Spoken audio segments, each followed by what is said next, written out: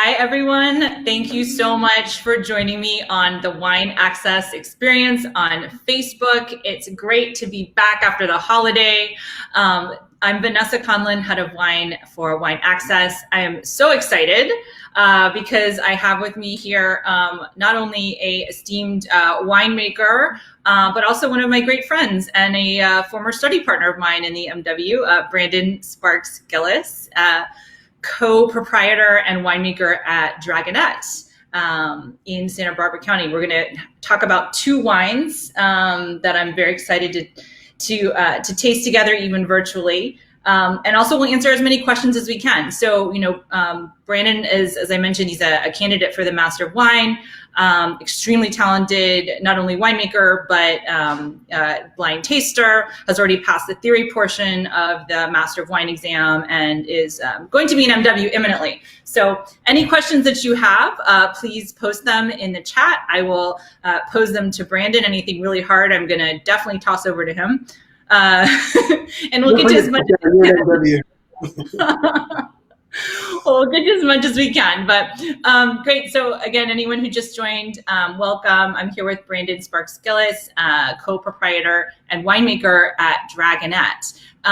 So Brandon, I have a question for you. So obviously you're a winemaker, and you're studying for the tasting portion of the Master of Wine exam. So can you ever just sit and enjoy a glass of wine without thinking about it? That's a great question. First of all, thanks for having me. It's really exciting to be here. And the answer to that question could be long and complicated. The short answer is yes, but the longer part of that is that it took me a while to get to that point. There was definitely the first few years in the program, the level of intensity is so high, as you know, and the level of stress, and we're constantly analyzing. But I think that's one thing where being a winemaker was a bit of an asset, because ever since I started cellar work coming on 2 decades ago, I was always, every time I drink wine, even no matter where it's from in the world, there's a very analytical mind at work, and constantly trying to look at a wine and see, what's making it great or what's causing it to be less than great. And that, the brain kind of constantly goes in that route. And so over time, I've tried to just find myself ways to unwind. And funny enough, the frequency and the amount of wine that we're tasting in the MW program has actually helped that. Because it's got to a point where it's become so natural to taste and to taste critically that there is a point in time where I can kind of turn that element of my brain off, sit back, and actually just enjoy wine, thankfully, because that's really why we're all doing this, or at least why I am. Yeah. Joy. No, absolutely. People ask me that, and I definitely can still, I still enjoy wine. Something I actually force myself to do is still drink wines that I don't like. Also, just to stay fresh, because I'm sure you remember I'm not going to badmouth any wines on this program, but there are definitely wines that I did not enjoy tasting. But we all have those wines that we just wish, once we pass, I'll never have to taste X, Y, and Z again. But I think it's tasting for a wine, even the ones you're not that comfortable with or don't love as much. I think it's just great for context. I think it makes the whole world of wine that much more pleasurable to have the highs and the lows. Absolutely. Well, I mean, as you well know, but for anyone, watching from home, in the MW program, you have to taste wines from not only all over the world, but all different quality levels. So, anywhere from a, sort of entry level, under $10 wine that would be in stacks at grocery stores, all the way up to, Grand Cru Burgundy and the first gross of Bordeaux. So you definitely, it's not only expensive, but also fascinating to taste all those different quality levels.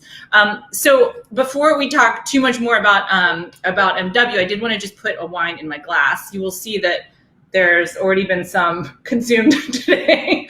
I couldn't quite wait for 5. So this is a 2017 Rita's Crown Vineyard Chardonnay.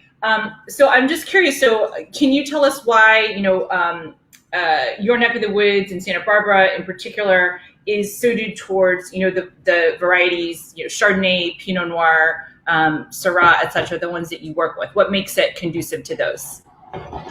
Absolutely. And Santa Barbara is a really special place. I suppose every producer says that. But the reason for that here is that we have this incredible configuration of geology and geography. And that sounds a little bit geeky, But essentially what it is the coastline in California takes a dramatic bend near the town of Santa Barbara.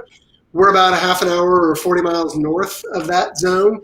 And the mountains and valleys in our area run essentially due east to west. And the reason that's really important is though we're in Southern California, we have this very cold ocean that sits and surrounds us on three sides. And by having that open influence where the ocean influence can come in, the prevailing winds, fog, and energy come in with a cooling influence. It's very extreme. So it makes it really ideal for the cool climate varieties. That's where the Chardonnay and the Pinot Noir and our expression of Syrah in most of Santa Barbara is quite cool climate as well. So the climate, and then there's also really unique marine soils here that make Pinot Noir and Chardonnay struggle in just the right way.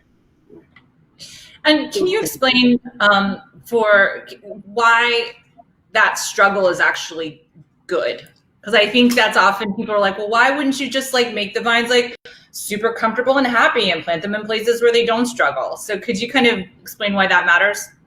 Exactly, and I think an analogy that might be more prone to the, to those of us who aren't doing this every single second of our day is really athletics. I mean, it's kind of the difference between a couch potato and a gymnast. And the reason it's important for grapes is that unlike other crops, when we think about this, and I still remember a lot of farmers from other industries visit us, and they'll always look at us with wonder when we talk about reducing the crop or looking for these sites that provide these very low yields, because it sounds so counterintuitive. If you're a watermelon farmer, the bigger the watermelon, the better. But in the case of wine grapes, there's a balance that the vine needs to strike. And again, this goes back to your segments. When you're talking about an everyday wine, if you're looking at something that's case-stacked at the grocery store for $7, you want to have high yields in order to make that economically viable, and you can still produce a delicious everyday drink.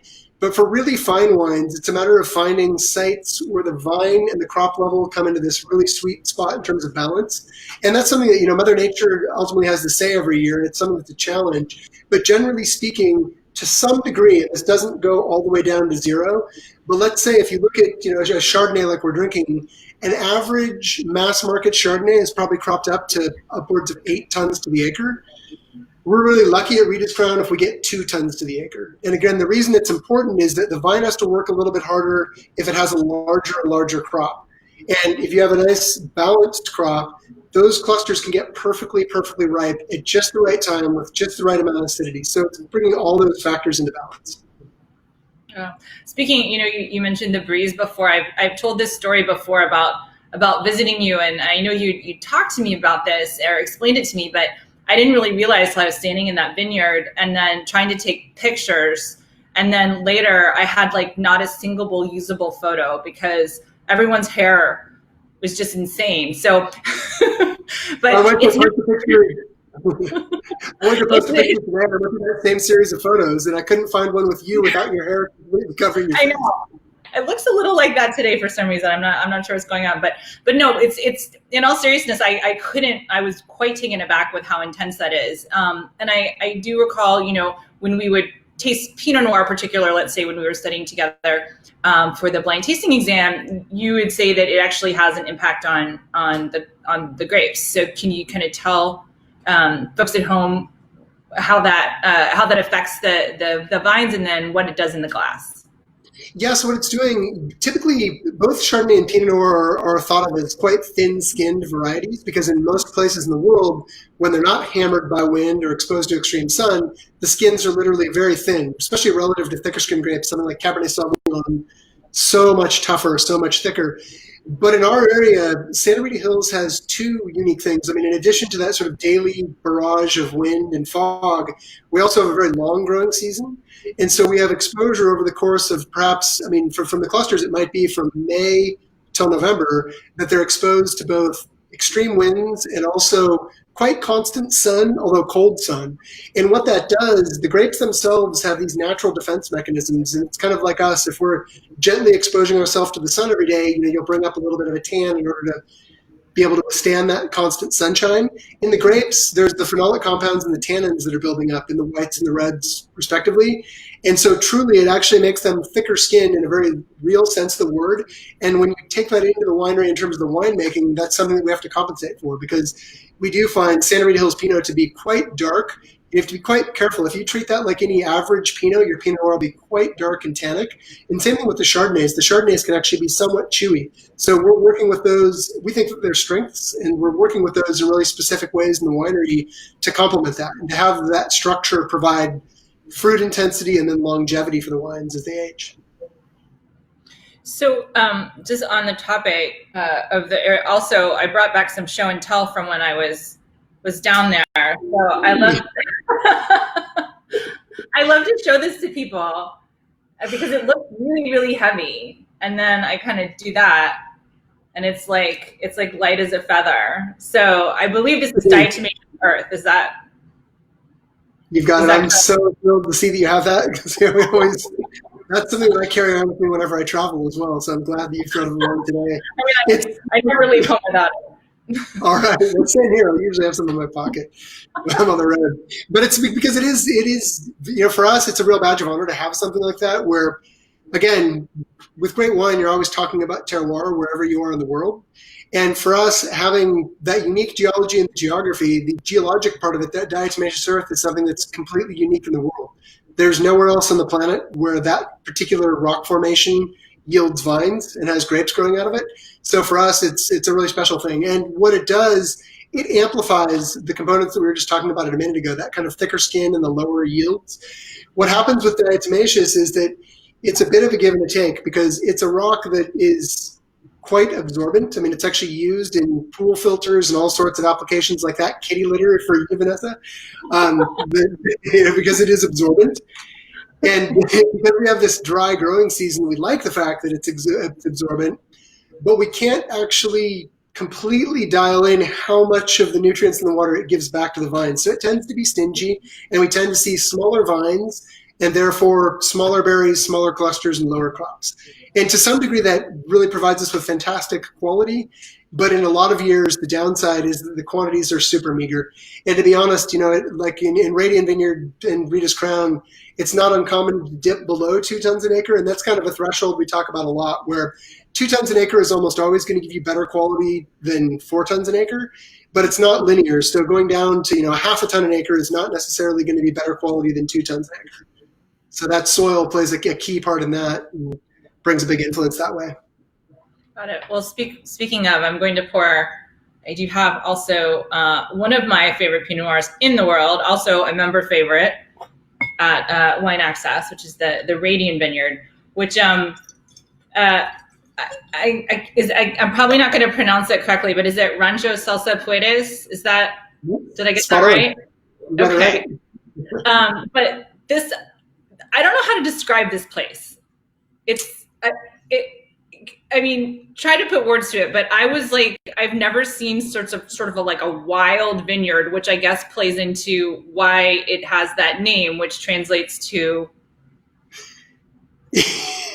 And I actually try to not play that up too much because it really basically means get out while you can, which is talking about how hard Scrabble it is. But it's one of those things where, oftentimes these great struggles for the grapes yield real magic in the wines.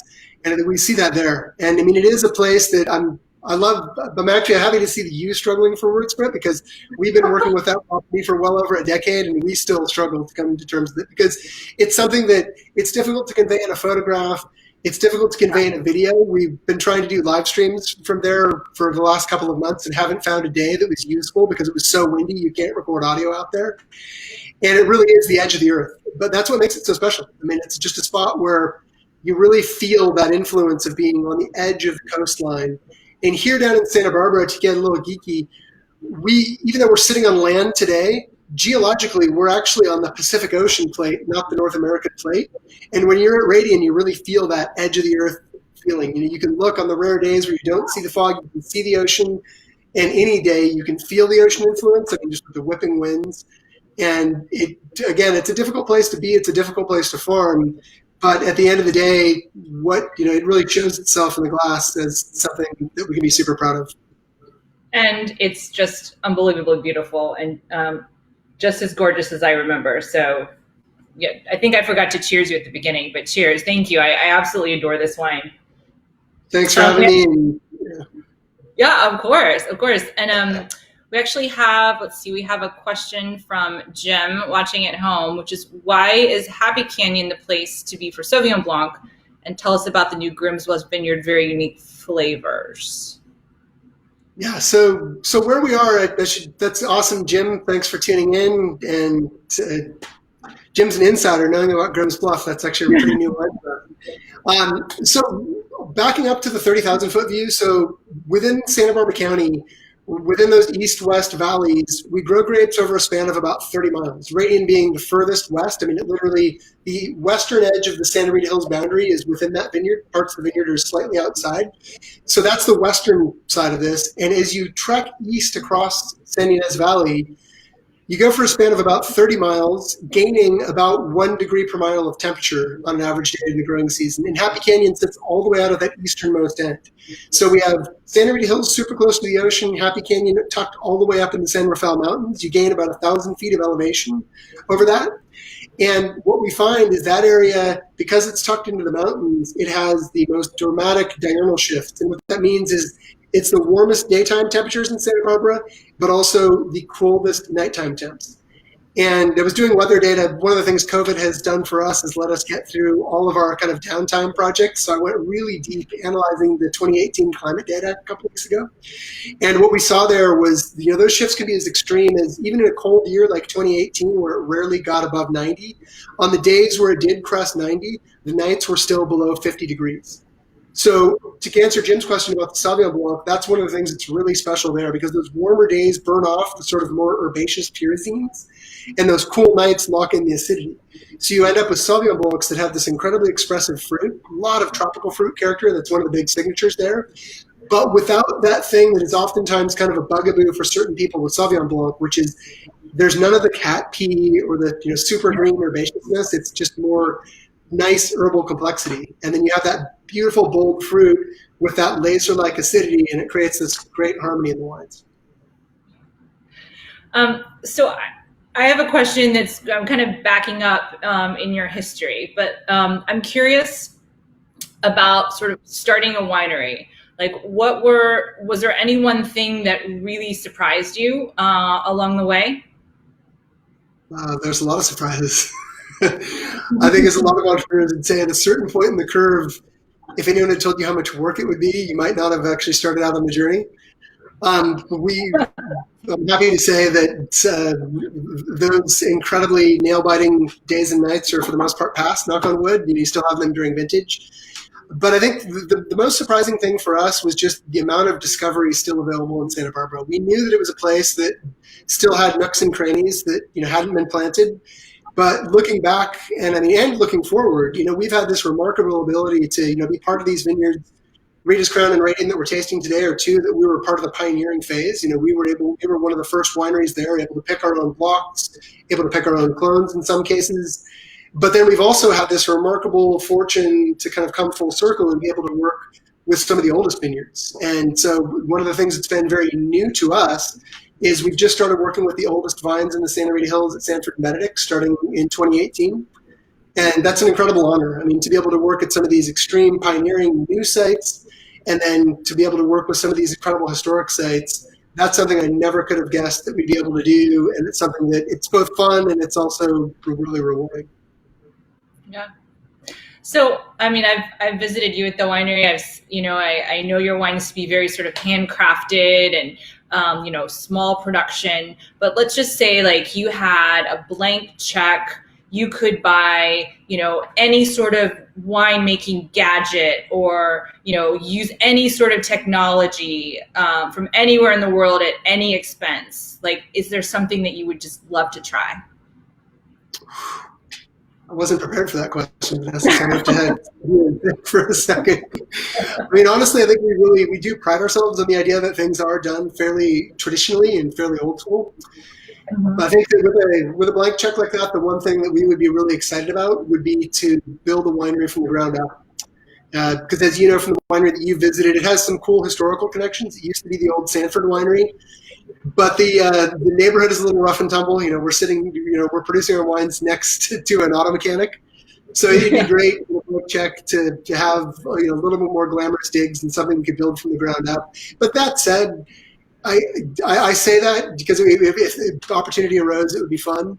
But that's not. There's nothing that's holding us back right now. So I think that's something that's great. When I worked at Quinlan, it was in this dumpy little warehouse down a little back street of Ventura. So I think that I've always taken to heart the fact that it's where the vineyards are that matter, and the way that you treat the fruit that matters. But that is something that, if we won the lottery, we would build ourselves some a little bit nicer digs. I think they're still charming, but well, they definitely tell the story of Santa Barbara in that, because I think that's something that it is a place where you can put your resources where they matter in terms of what goes into the bottle, and have humble abode in terms of the winery, and still make really great wine. So, how do you think that most people find out about Dragonette? Is it word of mouth? Is it through visitation? Is it because they read about the wines in a critical publication? How do people find out about it? All of the above, but the phrase that I would really say goes the most distance would be the word of mouth, and that ties together everything that you mentioned. Because again, we started this very humbly. We have had this vision of just 100% focus on quality above everything else. But we've also been in a place, and I think being in Santa Barbara has been a great asset to us, because it's a place that so many people want to visit. It's so gorgeous, as you've known and as Jim can attest to. But we're also in a place where some people like to come and visit. And so we've really built a lot of that following one by one by being able to connect with people over the years. And that's something that I think that, as everybody's world has changed over the last few months with the COVID era, I think that's one of the things that we've been able to reflect upon and see that it's been a tremendous, tremendous asset for us, because we've built this sort of one by one, whether it's somebody who's found out about us from a great critical review or from a wine access offering, or somebody who's visited the winery. Through all of those angles, the story has been able to be presented in some way. And so I think that people really do develop a connection. We develop that connection back and forth. I mean, our customers are our favorite part of what we're doing. They're why we do what we do. And so I think having that sort of word of mouth, people talk about authenticity all the time these days, but I think it's a big part of what we're doing. And I think being able to share wine together, whether it's virtually or whether it's one-on-one when somebody visits, those are connections that are lasting connections. And as you and I know, Vanessa, from some of the wine experiences that we've had, I'll never forget our visit to Riccatelli, and I buy that wine every year because of the experiences. Oh, so good. Yeah, that Semillon from Patagonia. I've still got a couple bottles in the cellar, a couple bottles of the Merlot, and yeah, they're exciting. You are more disciplined than I, my friend. I don't have any good anymore. Yeah, but those are beautiful wines. So I wanted to go back to the Master of Wine. So I'm curious, because you're obviously, you're extremely accomplished winemaker. You've got a successful business. Like, what was it that made you want to kind of get out of your comfort zone and spend all this time and energy and money, frankly, on something like the MW? So it's really an extension of, in a lot of ways, it ties to the story of the winery and kind of an extension of what we've done over the years. So Dragonette was originated when John Dragonette and I and his brother Steve met, and John and I were working at this really great wine shop. And at the wine shop, we had a chance to just taste far and wide. I mean, it was the sort of store we had 8,000 different wines in inventory when we were there, from the humblest of everyday wines to the icons of the wine world. And being able to taste far and wide was something that I think was really informed our own ability as winemakers, even more so than any sort of winemaking education. And the Master of Wine, honestly, is just sort of the fullest extension of taking that same philosophy of let's try all these different things and see what a great everyday wine tastes like, and let's see what the most iconic Chambertin tastes like. And so the MW is just a disciplined way to take those studies even further and to go and sort of keep turning stones over, keep tasting wines, and really kind of keep the palate sharp. And it's something that, as you know, from suffering through the trenches of it, it can be something that's, an extraordinary test of will and an extraordinary amount of time and effort and money. But it's so rewarding because, again, you develop these connections. Our relationship is a perfect example of that. I think that as time's gone on, I've realized more and more that, the knowledge gained is fantastic, and that'll hopefully continue to progress the quality of our wines. But honestly, it's the relationships those are the things that endure, and those are the things that, when, this year the exam was canceled. And so, dealing with that level of frustration, imagine being some elite athlete and having your Olympics or having your NBA playoffs canceled. It's extraordinarily frustrating. Oh, But yeah. to have a group of people who can, we can talk through and who can relate to that thing and then continue to plot forward, I think that's just been the best part about it. Yeah, I couldn't agree more. I mean, the relationships, I think just kind of knowing what you're capable of, and you kind of don't know what that's going to be until you start. But kind of the resilience and I explained to people sort of the closeness of these groups that study together is that, like, we've all seen each other at our best and at our worst, right? But we're putting it all out there, so there's sort of yeah, exactly. So and those sort of challenges, I think they really do tie back into what we're doing at the winery as well. I mean, because every single year is different. You can't script everything. And much like going into an exam room where you have no idea what the wines are, we go into every growing season having no idea if it's going to be cool or warm, if it's going to be wet or if it's going to be dry. And you have to just do your best to adapt to those given set of circumstances. And that's where, I mean, I look at you and I look at your history with performance and with the opera. I think that's one of the things that really made you such an amazing, or makes you such an amazing blind taster, and having the ability to perform under that sort of pressure. And so I think that that's another sort of form of cross-training going back to the winery, and something where the Master of Wine studies and that whole journey reflects back to what we're doing in the glass, is being adaptable, because ultimately that's what we have to do in order to make the best possible wine. And that's one of the things we get asked all the time, what's your favorite vintage, and what's the best wine you're going to produce? And for me, honestly, I want 2020 to be the best wine we've ever made. I want every year to keep raising the bar, and our vines are getting older, we're getting more experience, and hopefully we can continue to do that. Yeah. So on a blind tasting exam, when you get Pinot Noir in the glass or Chardonnay or another, variety that you work with, do you feel extra pressure to get it right? I would say to some extent that I do. And the other thing that I'll say on that is that partially because of the MW journey, but also just partially because I just am an omnivore when it comes to wine and I like to drink a lot. Ironically, I actually have had to really be disciplined about tasting more local wines and more California wines in general through the MW process. Because I think it's important as a winemaker not to get too locked into your own little rabbit hole. And, the last thing I would ever want to do is develop a house palate. So there is an extra element of pressure. But I can report back that last year there was a Santa Maria Pinot Noir on the exam, and I did nail that wine. Well, have no doubt. But no, I mean, I'm not a winemaker, but just I living here in Napa, I'm so fortunate, but I also had to sort of remind myself to taste locally, because I was sort of, going all over the globe with my palate to learn. But you're like, well, don't forget, we actually live in a major growing area right now. Yes. Yeah. So a question from home is, would you ever consider buying your own vineyards?